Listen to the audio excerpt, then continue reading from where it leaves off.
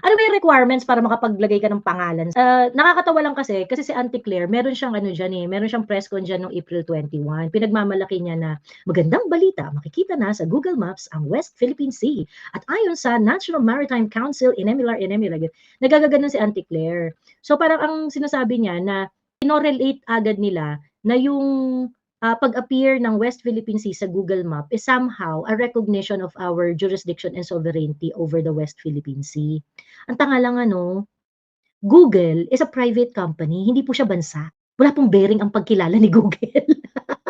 They just want to map it out. It does not entail any recognition of sovereignty or recognition of jurisdiction or anything like that. Auntie Claire talagang tanga, 'no?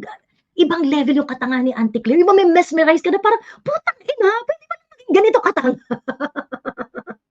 Tapos siyempre bilang comms ta's abogado ka and everything, ganyan-ganyan, your job is to ano 'no, to make sure that, "Oh, is this plausible? Parang puwede ko bang sabihin 'to? Hindi ba masyadong bobo 'to? Can you please ano, change this into something more intelligent?" Ganyan.